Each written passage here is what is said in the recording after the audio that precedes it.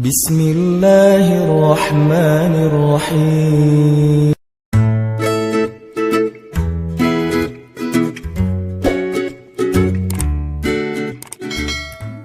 Dan malam ini baru mau bahas. Dan malam ini kita akan sesuai dengan feedster yang udah disebar oleh teman-teman Shift Media. Saya akan coba sharing sedikit dari, saya yakin di sini bukan saya doang yang pernah ke Jepang. Saya mah juga baru beberapa kali doang. Pasti ada teman-teman yang mungkin udah bolak-balik ke Jepang. Agak-agak bete dikit, ke Jepang gitu. Ada yang kayak gitu mungkin ya. Ada yang pengen belanja bawang ke Jepang. Ada yang kangen udang ke Jepang. Pengen makan udang ke Jepang aja. Padahal udang banyak di sini bertebaran, tapi pengen yang asli, yang dari Jepang misalnya. Ada yang setiap winter ke Jepang. Ada yang mungkin pernah tinggal di Jepang. Ada yang bahkan sekarang lagi tinggal di Jepang live streaming. Jadi saya bukan bermaksud lebih sok tahu daripada teman-teman. Hanya angle saya kemarin seminggu ke Jepang itu mudah-mudahan semakin menegaskan sebuah pesan yang selama ini udah kita saksikan sendiri, kita dengar dari teman, atau bahkan teman-teman yang di Jepang mungkin ngalamin langsung. Tentang moral, akhlak. Kalau di Feedster teman-teman lihat, seorang muslim Jepang yang ketika kita nyerahin satu hadiah kantong yang sekarang jadi program Shift itu untuk mengganti kantong plastik kalau kita belanja, terus kita sediain kantong yang kalau itu jadi kayak gantungan kunci, ditaruh di tas, ditaruh di motor. Jadi kalau kita belanja itu bisa pakai itu, nggak usah banyak pakai plastik supaya mengurangi sampah plastik. Ini hanya ikhtiar kecil lah dan nggak ada apa-apanya dibandingkan yang udah dilakukan banyak komunitas yang lain. Tapi kita ingin terlibat kecil-kecilan. Kita kasih ke dia. Sebetulnya sederhana sih kantong itu. Harganya murah, desainnya biasa sebetulnya. Cuman buat kita sih bagian dari kepedulian gitu ya. Kita serahin nih. Kita serahin sama dia, coba lihat gimana ekspresinya. Kayak gak pernah ngelihat kantong gituan ya. Padahal kan di Jepang udah banyak yang gitu. Malah saya juga beli di Jepang untuk jadi kayak sampel. Kita bikin gini yuk. Jadi kita di Jepang malah belajar tentang bikin kantong yang lebih bagus, yang lebih murah dan lebih kayak nyaman aja dipakai gitu dari bahan yang lebih bagus. Dia tuh kayak nggak pernah ngeliat kantong gitu, kayak tinggal di kutub mana gitu. Begitu kita kasih, gitu kan ya? Kenapa dia kayak gitu? Bukan karena dia nggak pernah lihat itu, karena dia menghargai kita. Ini namanya orang yang syukurnya tuh luar biasa. Makanya disebutkan oleh Kang Yusuf yang jadi sahabat kita di Jepang itu, di Jepang kan ada budaya orang berterima kasih. Berterima kasihnya tuh nggak sekali, berkali-kali. Kalau di situ disebutin siang, makasih ya tadi pagi udah dikasih hadiah ini. Besok, makasih ya kemarin. Lusa, makasih ya bulan lalu. Tahun depan, makasih ya tahun yang lalu. Terus aja diingat kebaikan orang. Sebetulnya teman-teman, ini bukan budaya Jepang saja. Salah sebut lagi. Ini bukan budaya Jepang saja. Jauh 1400 tahun yang lalu, ini adalah sebuah habit, sebuah behavior yang udah diajarin Nabi kepada orang yang beriman. Apa kata Nabi? Kalau ada orang yang berbuat baik kepada kalian, maka balaslah kebaikan itu. Kalau kalian tidak mampu membalas kebaikan itu, maka doakanlah dia seolah-olah kalian sudah membayar kebaikannya. Itu satu cara kita menghargai orang lain. Banyak hadis pastinya. Kalau ada orang yang berbuat baik kepada kalian, maka balaslah kebaikan itu. Jadi kalau dia kasih kita hadiah, balikin hadiah ke dia. Makanya bahasanya tahadu. Bukan ihdi, tapi tahadu. Apa arti tahadu? Saling memberi hadiahlah kalian. Jangan cuma nerima hadiah terus. Saling mentraktirlah kalian. Jangan cuma ditraktirin mulu. Apalagi saling share pulsa atau kuotalah kalian. Jangan cuma minta kuota terus. Ini kan terjemahan praktis ya dari tahadu. Karena saya nggak suka menerjemahin teks Al-Quran dan hadis hanya secara teori. Kita harus mampu menerjemahkannya dalam praktek kekitaan. Kekitaan artinya sesuai dengan praktek kehidupan daily-nya kita. Kalau enggak, namanya bukan penerjemah. Kalau enggak, bukan da'i, hanya sekedar penerjemah. Da'i itu harus bisa membawa idealisme kepada realitas, itu da'i. Dan itu enggak gampang loh. Kita harus tafakur, kita harus muhasabah, kita harus memahami realitas, baru kita bisa bawa idealisme kepada realitas. Ini kalau di zaman kita gini, ini kalau di zaman kita gini. Itu namanya membawa sebuah idealisme sirah nabawiyah menjadi sebuah solusi konkret program kehidupan kita zaman sekarang. Kalau cuman bicara sirah nabawiyah secara narasi, teori, tapi nggak bisa diterjemahkan dalam praktek kekinian, ini sama dengan buku atuh. Apa gunanya bedah buku? Saya dulu ketika kuliah di Mesir, kita pakai buku nih. Bawa buku ini ya, dosen ngasih tahu. Beli buku ini, kasih tahu referensinya, kita cari di perpustakaan buku. Udah gitu di kampus kita bedah. Ngapain bedah lagi kalau udah ada buku? Karena buku hanya menjelaskan teori. Bedah dari dosen ini syarah kalau dalam hadis, tafsir kalau dalam Quran, tahqiq kalau dalam ilmu ilmiah. Itu tujuannya apa? Untuk menjelaskan lagi teori-teori di buku itu dalam bentuk yang lebih konkret. Nah, begitu juga ta'lim. Kalau ta'lim cuma saya bahas bahwa Nabi pernah begini, bahwa Nabi pernah begitu, terus zaman kita gimana? Kan nggak mentranslate kan? Nggak menterjemah. Nabi itu misalnya pernah lomba berkuda yang saya share di YouTube, pernah lomba berkuda dari Thaniyatul Wada sampai ke Masjid Bani Zuraid. Zaman kita apa? Bukan cuma berkuda, ini berarti belum menterjemah sirah nabawiyah. Zaman kita tuh artinya riding, touring, night run, kalau buat anak mobil. Jadi games, anak-anak yang senang mobil, motor, sepeda, dari satu tempat dan berakhir di masjid. Riding lah yang paling sederhananya. Touring kalau bareng-bareng misalnya. Itu adalah terjemahan konkret apa yang terjadi di zaman Nabi dengan konteks kekitaan. Nggak harus kita cari kuda baru ngikut sunnah. Kalau nggak naik kuda berarti belum nyunnah. Sehingga ada istilah olahraga sunnah. Saya nggak sepakat dengan istilah olahraga sunnah. Semua olahraga selama nggak melanggar syariat itu nyunnah. Berenang. Yang nyunnah yang mana? Yang gaya bebas Ustaz? Enggak, semua berenang itu sunnah. Mau dia diving, mau dia free dive, mau dia snorkeling, mau dia surfing, mau dia cliff dive. Kan banyak varian berenang kan? Cliff dive yang loncat dari tebing itu. Yang paling pro yang baru diputusin. Itu kan loncatnya paling tinggi. Pro cliff diver. Loncat paling tinggi, udah gitu loncat, gak muncul-muncul. Ini kan varian dari berenang. Free dive kah, diving kah, snorkeling kah, apalagi saya nggak tahu, surfing, atau kalau surfing aja mazhabnya banyak banget nih. Ada surfing longboard, ada shortboard, ada pakai papan skimboard, ada yang wake surf, ada yang ski water ski sport kayak gitulah, pokoknya water sport terserah deh apa namanya. Ada yang berenang pun gaya bebas, gaya punggung, gaya katak, gaya batu, gaya malu-malu gitu kan. Gimana kayak malu-malu, mau loncat kayak malu gitu. Kenapa? Takut malu-maluin. Artinya semua ini sibahah. Semua ini adalah berenang. Jadi yang namanya berenang, nggak harus kita langsung mengatakan, olahraga sunnah itu berenang. Boleh juga, olahraga sunnah itu diving. Boleh nggak ngomong kayak gitu? Boleh. Cuman orang nggak berani aja ngomong kayak gitu. Kenapa Ustaz?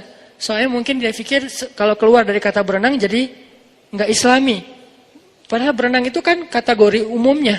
Nanti variannya, jenis-jenisnya banyak. Saya bisa aja bilang diving, olahraga sunnah. Cliff dive, lebih nyunnah lagi.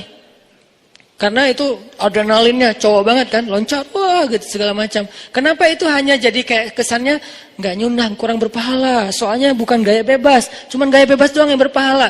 Padahal manfaatnya sama aja. Bahkan kalau teman-teman yang diving itu kan luar biasa ya. Kemarin saya mau diajak diving di Tanjung Pinang. Ternyata itu tekniknya, ilmunya dahsyat juga tuh diving. Apalagi free dive. Free dive nggak pakai tabung udara, terus kayak mau masuk kan kalau di laut susah ya.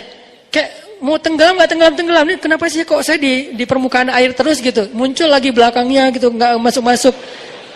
Kayak seonggok karang gitu kan ya. Kenapa? Karena susah banget mau masuk ke dalam. Ada tekniknya. Saya pas lagi di Bunaken tuh. Sok-sok free dive. Sebetulnya nggak free dive sih, free dive-an gitu. Wah, gua mau free dive. Oh iya Ustaz. Udah aja sampai ke bawah, mau turun itu ada anak saya minta diambilin bintang laut kan di tebing gitu. Jadi agak di pinggir-pinggir tebing gitu, ini kayak bahaya banget gitu kan. Yang di sebelah sana gelap, sebelah sini kayak warna-warni. Kata anak saya, Baba mau yang bintang laut itu tuh. Oh ya tenang, gaya kan. Loncat deh saya tuh dari kapal, loncat. Saya kira gampang gitu, tenggelam kayak di kolam renang kan gampang tuh, nyelam kan. Ini nyelam kok susah banget ya, kok nggak kayak ada yang nahan, lo nggak boleh ke bawah, lo nggak boleh ke bawah. Kayak susah banget, sampai kelepek lama. Datanglah yang lokal pride-nya, warga lokalnya yang udah pro banget lah ya. Makanya buat kita tuh lokal pride itu terbaik lah, udah free rider banget. Mereka nggak pakai pencitraan, nggak pakai GoPro 7, nggak pakai apa-apa, tapi bener ke bawah. Kita udah pakai segala alat, cuman di atas doang. Terus diedit, posting gitu.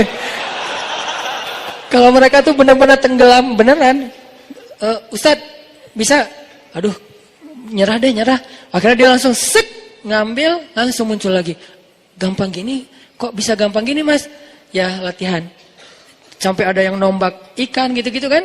Itu kan semuanya olahraga air, berenang dan keren. Bahkan sebagiannya dipakai buat kemampuan militer. Militer kita juga ada yang diving, ada yang sampai berenangnya tangan dan kaki diikat kan sampai kayak gitu-gitu. Kalau di Palestina tuh orang Hamas, pasukan Hamas pakai berenang dengan jenis apa?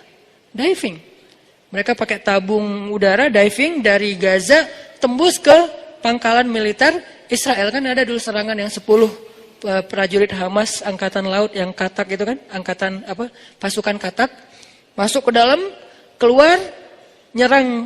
Kalau ini kan perang, namanya perang ya, saling tembak-tembakan, masa saling senyum gitu kan. Gitu. Itu bukan perang, itu dakwah, namanya jihad. Jadi jangan agak kagok gitu kalau ngomongin orang berperang, kok perang sih Ustaz? Namanya perang ya, tembak, masa perang gini, ya gitu dong. Nah dia masuk, terus keluar di pangkalan militer Israel, diserang, terbunuh beberapa prajurit Israel dari Hamasnya. Kalau nggak salah cuma 1 yang syahid, sisanya selamat dan mereka masuk lagi. Berarti kan sibahah di zaman sekarang adalah salah satunya diving. Makanya saya nggak sepakat dengan istilah olahraga sunnah itu hanya 3. Padahal kalaupun mau dibikin persis kayak Nabi, 4 harusnya. Yang jarang dibahas yang keempat apa? Gulat. Bukankah Nabi juga pegulat yang ngalahin Abu Rukanah? Kenapa nggak dimasukin? Karena kita baru membaca 1 hadis, lalu merasa paling mengerti hadis tersebut. Padahal olahraga sunnah itu kayak misalnya berkuda. Berkuda itu bukan cuma naik kuda loh. Ngurus kuda. Ngurus kuda itu apa sekarang? Ngebengkel.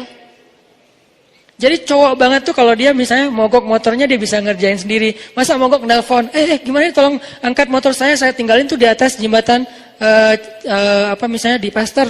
Ya kurang cowok sih. Jadi cowok yang keren itu justru kalau dia bisa ngebengkel sendiri, minimal kalau mobilnya ada apa dia bisa ngedongkrak sendiri gitu kan ya. Ini life skill cowok. Jadi pesan dari olahraga yang Nabi katakan tadi itu bukan cuman kudanya disiapin, dipakein pelana, terus dipegangin tali kekangnya, duduk di belakang, pencitraan yang misalnya kita pakai selfie gitu misalnya. Saya pernah gitu soalnya. Saya nggak ngomongin orang lain ya, jadi jangan diedit nanti dikasih judul macam-macam gitu, enggak. Saya lagi ngomongin diri saya sendiri. Pernah di Parompong kan ya belajar berkuda, karena baru pertama dipegangin sama pelatihnya si kudanya teh. Karena kalau nggak dipegangin ntar saya dibawa lari gimana? Oke, mas pegangin erat ya, ya Ustaz. Nah dia ajarin, yang pertama Ustaz kalau berkuda itu, ini kata dia ya, nanti teman-teman yang pro penunggang kuda mungkin bisa meralat. Kata dia kuda itu kita tuh sama dia tuh harus kayak ngeklik gitu. Kita tuh harus sehati, kita tuh harus kayak saling paham gitu, saling pengertian. Kamu capek ya dah. Kita tuh harus saling pengertian gitu, dielus-elus dulu rambutnya, terus kayak dipegang-pegang gitu, saling pegangan gitu kan ya. Tapi jangan dikedip gitu, kasihan nanti. Apaan sih lo? Gue cowok tahu. Oh ya maaf ya. Terus kayak gitu-gitu, udah akrab, udah sehati gitu, baru naik. Dia nggak akan ngerjain. Kalau nggak sehati dikerjain sama dia katanya. Entah ini benar, entah ditakut-takutin. Pokoknya katanya gitu. Kalau nggak sehati, nggak akrab gitu, kudanya sebel. Apaan sih lo? Turun aja, males lah. Kan gitu kan? Kuda juga males gitu. Ngapain sih lo naik-naik ke gua? Emang gua siapa lo? Kegeeran kitanya gitu. Makanya kayak ternyata ada ilmunya, nanti cara sampai ngurus kuda. Harusnya penunggang kuda itu kan secara teori dia yang ngurus kudanya sendiri kan. Sama kayak penerjun kan dia yang ngelipat parasutnya sendiri kan, bukan dilipat sama teman, karena itu bahaya sekali kalau dilipat sama orang lain, nggak tahu ada apa, dan dia harus make sure kalau ini udah aman, dan kalau dia nanti buka di udara terbuka, kalau dilipat sama teman bahaya. Termasuk berkuda, dia ngurus kuda sendiri sampai sepatu kuda dan segala macam. Ini nih ilmu berkuda, jadi bukan cuman menunggang, tapi termasuk ngurus kuda. Kalau motor bukan cuman riding, termasuk ngurus motornya, servisnya, dia bersihin motornya, kalau ada yang rusak minimal ganti oli deh. Ini life skill. Ini nih sunnah Nabi SAW. Jadi buat saya kurang sepakat dengan istilah olahraga sunnah. Semua olahraga itu sunnah. Jadi teman-teman yang senang dengan segala macam jenis olahraga, dengan syarat satu aja, tidak melanggar syariat. Apa melanggar syariat? Satu, membuka aurat. Kan jelas kan? Kalau membuka aurat bukan olahraganya berarti, tinggal kita tutup aja. Satu, membuka aurat. Dua, olahraganya misalnya sampai menzolimi orang lain. Tiga, misalnya ada judinya di dalamnya gitu kan. Kompetisi ada judinya. Kalau nggak melanggar syariat ya nggak masalah. Main bola nyunah nggak? Nyunah. Dari mana main bola nyunah? Ada hadis. Makanya kalau baca sirah Nabi itu yang banyak adegannya tuh. Biar kita open minded, terbuka. Oh ternyata ada juga yang adegan gini. Main bola itu di zaman Nabi yang dipakai apa? Jin. Bolanya itu bukan karet, jin. Pro siapa coba? Freestyler, jin. Ah nih gue lagi sebel banget sama jinis gitu-gitu. Wes, jinnya Yang di mana tuh? Jin yang masih kayak anak yang baru latihan, kayak jin masih amatiran. Dia tuh lagi kayak apa ya? Lagi kayak apa istilahnya kalau di kita? Lagi training ya. Jin lagi training, amatiran. Trainingnya apa? Training menggoda orang lagi sholat. Cuman salah milih sasaran. Targetnya legend. Rasulullah targetnya. Kan ini kayak nggak sebanding banget ya. Harusnya ada targetnya orang yang baru masuk Islam kah? Atau siapalah yang masih lemah imannya. Ini targetnya legend. Yang paling keren di antara umat manusia, Rasulullah. Itu ditargetin sama dia. Sementara dia masih training. Nggak ngerti cara ngegodain orang. Wah ini lagi ada tahajud nih. Cowok ini gua godain deh. Nabi digodain. Nabi lagi Allahu Akbar baca ayat. Wah dia udah jungkir balik. Udah segala macam. Wah udah heboh gitu. Norak nggak jelas gitu kan. Nabi biasa-biasa aja. Loh kok lo biasa aja sih? Lo siapa sih? Nggak kenal sama Rasul. Soalnya dia kayak nggak ngecek dulu siapa targetnya. Nggak buka dulu akun-akunnya apa nih. Siapa sih ini? Jadi dia kayak terlalu sembrono lah. Sampai udah jungkir balik. Nabi biasa-biasa aja. Nabi selesai salam. Dipegang sama Nabi. Hah? Kok dia bisa megang gua? Dipegang sama Nabi, diuyel-uyel. Uyel-uyel itu apa? Ya, digitu-gituin, jadi bulat kayak bola, terus diikat, ditaruh di tiang masjid. Nih Masjid Nabawi ya. Nggak usah dibahas bab itu deh. Dikit aja. Kan Masjid Nabawi itu ada dua area kan? Ada area tertutup kayak gini. Itu dipakai ibadah, dipakai itikaf, pakai sholat. Ada area terbuka, namanya sahan. Atau kalau bahasa arsitek kata Muzamil, courtyard. Memang dalam masjid juga. Nah di situ digantung tuh di tiang Masjid Nabawi bola api jin. Dia menyala seperti api tapi tidak membakar apa-apa. Digantung di tiang masjid. Nunggu sampai subuh. Begitu subuh anak-anak kecil Madinah kan pada subuh berjamaah tuh. Mereka kan sunrise lover semua kan. Pada senang dengan waktu subuh. Karena waktu subuh itu waktu paling baik untuk orang yang beriman kan kata Nabi. Jadi pada bangun anak-anak kecil, kita ke masjid yuk. Anak-anak kayak ukuran pinupin gitu. Tapi sahabat-sahabat gitu kan. Anak-anak kecil, memang anak-anak di bawah 10 tahun. Ke masjid, ramai kan anak kecil ke masjid. Subuh-subuh kan seru banget ya. Subuh-subuh anak kecil pada ketemu gengnya. Ke masjid ramai-ramai. Begitu masuk masjid ngelihat, kok ada lampu apa tuh kayak bola? Wah ya habis subuh kita main bola itu ya. Pada bisik-bisik gitu. Habis subuh pengen main bola itu. Begitu selesai subuh, Nabi ngambil bolanya dilepaskan. Pergi jinnya. Jangan balik lagi ya. Ya maaf salah target. Pergi aja dia. Kata Nabi apa? Kalau bukan karena doa saudaraku Sulaiman, akan aku biarkan jin ini jadi bola ditendang oleh anak-anak di kota Madinah.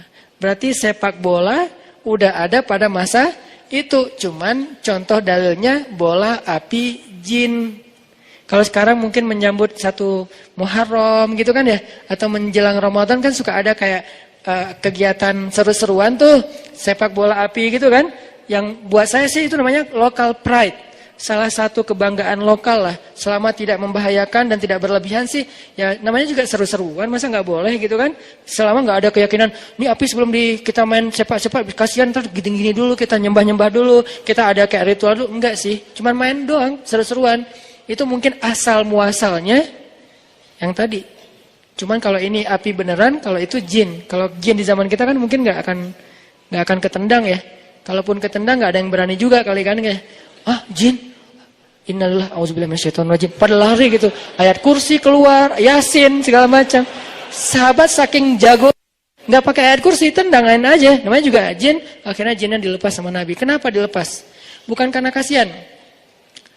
Dia tuh harusnya dikasih pelajaran sama Nabi. Cuman kenapa dilepas? Nabi menghargai doa Sulaiman. Apa doa Sulaiman? Ya Allah, beri saya kekuasaan yang tidak Engkau berikan kepada orang setelah saya. Apa kekuasaannya? Bisa menguasai jin. Sebetulnya Nabi bisa aja, cuman menghargai Nabi Sulaiman. Jadi di antara para Nabi kayak saling respect gitu. Ah, ini mah bagian Sulaiman deh. Jangan saya nggak akan ngambil bagian itu. Kalau mau bisa lebih daripada Sulaiman. Sama kayak Nabi Musa membelah laut yang saya sering cerita, Nabi Muhammad membelah bulan. Lebih dahsyat siapa coba? Walaupun sama-sama dahsyat. Nabi Musa belah laut dengan seizin Allah. Nabi Muhammad belah bulan dengan seizin Allah. Bukan yang di bumi, yang di luar bumi, yang jadi planetnya bumi atau di luar angkasa, lebih keren lagi nih. Cuman ya Nabi Muhammad kan tipenya nggak pamer kayak kita ya. Baru apa aja udah, wes, langsung edit lagi, terus kasih back sound, nggak apa di slow motion. Kebayang belah bulan slow motion demi untuk bisa diakui gitu kan? Itu mah kita. Tapi saya nggak berani menjudge karena emang saya juga gitu soalnya. Main snowboard, yang jatuh-jatuhnya di skip. Yang jatuh jangan ditampilin ya. Oh ya Ustaz. Yang jatuhnya nggak ada yang kelihatan kecuali yang hadir pada masa itu off air. Kalau yang lihat di sosial media, wah Ustaz jago banget nih bisa backside terus frontside gitu kan. Itu kan yang bisanya. Yang nggak bisanya terguling-guling kepala, terbentur segala macam. Nggak, itu hanya untuk saya dan teman-teman yang ikut. Jadi kalau pengen lihat saya jatuh, yuk ikut bareng. Cie. Promo. Hard selling. Balik lagi tadi ngomong apa kok jadi kesini? Olahraga. Intinya sih dia tuh menghargai banget pemberian kita sampai arigato kata dia, makasih banyak, wah apa segala macam. Ekspresinya tuh kayak orang nggak pernah ngeliat apa-apa. Ini namanya menghargai. Makanya Rasulullah SAW mengajarkan kita kalau ada orang berbuat baik kepada kita, cobalah balas kebaikan dia. Tahadu baru tahabu. Saling berhadiahlah kalian. Jangan dihadiahin terus. Kita harus mikirin gimana ngebalas hadiah orang. Kalau nggak sanggup, bisa jadi ada orang yang ngasih kita hadiah, emang dia orang yang mampu. Kalau kita balas takutnya buat dia nggak terlalu berharga gitu kan. Kayak misalnya kita dikasih barang branded. Dan dia mampu beli barang itu dengan harga yang sekian. Kita mau balas dengan harga yang sama. Misalnya dia kasih kita misalnya baju branded, harganya misalnya 400.000. Kita mau bayar ngasih dia 400.000 asal lebar ya. Kenapa? Orang kos-kosan juga belum bayar. Ini gimana nih? Kalau nggak sanggup ngasih yang sama, maka kata Nabi doakan. Doakan dia sampai seolah-olah doa kita yang banyak itu sudah membayar kebaikan dia. Nah ini kan sama dengan yang tadi kan. Dia ucapin terima kasih sehari, besok juga, lusa juga, minggu depan, bulan depan, tahun depan. Terus sampai dia bisa merasa tenang, saya udah berterima kasih dengan ucapan yang layak buat dia. Gak bisa sekali. Bukan, oh ya thanks. Gak gitu. Makasih ya, hatur nuhun. U-nya banyak. Hatur nuhun gitu kan. Kenapa banyak? Ini sunnah juga nih. Dalam cara menulis, mungkin saking sopannya dia, hatur, nuhun, titik. Panjang, titiknya banyak lagi. Udah gitu senyum, udah gitu ketawa, guling-guling. Jadi agak alay banget gitu. Tapi ya itu kan ekspresi dia untuk saking bahagianya. Walaupun kadang-kadang dikasih sesuatu yang biasa aja.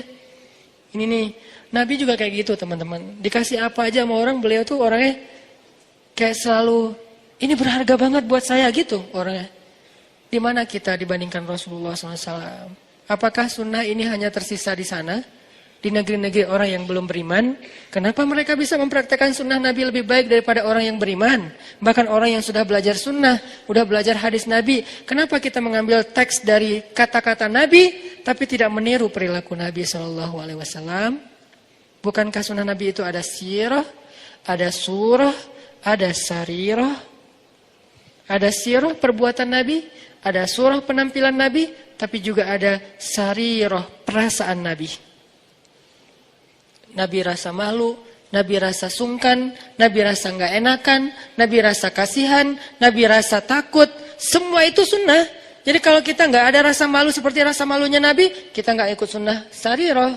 Kalau kita orangnya nggak jaga perasaan orang lain, padahal Nabi sangat menjaga perasaan orang lain, berarti kita nggak ikut sunnah sarirah. Jadi sunnah Nabi itu bukan hanya surah, bukan hanya penampilan, banyak banget sunnah Nabi. Tapi kalau kita belum mampu mengikuti semua pun, maka kita belajar untuk menyempurnakan semampu kita. Saddidu wa qaribu, kata Nabi. Saddidu wa qaribu, apa artinya? Berusahalah untuk semirip mungkin. Kalau nggak bisa semirip mungkin, minimal agak-agak menyerupai. Saddidu wa qaribu. Fa illam takun mislahum fatashabbahu bihim. Kalau kamu tidak bisa persis seperti sahabat Nabi, minimal berusaha untuk menyerupai. Dan itu pasti ada lebih kurangnya. Ada orang yang kelebihannya itu dari sisi surah. Surahnya itu surah Nabi banget. Kenapa? Karena emang secara fisik mungkin dia mendukung. Misalnya dia ada orang yang surah jenggotnya panjang, bagus kan?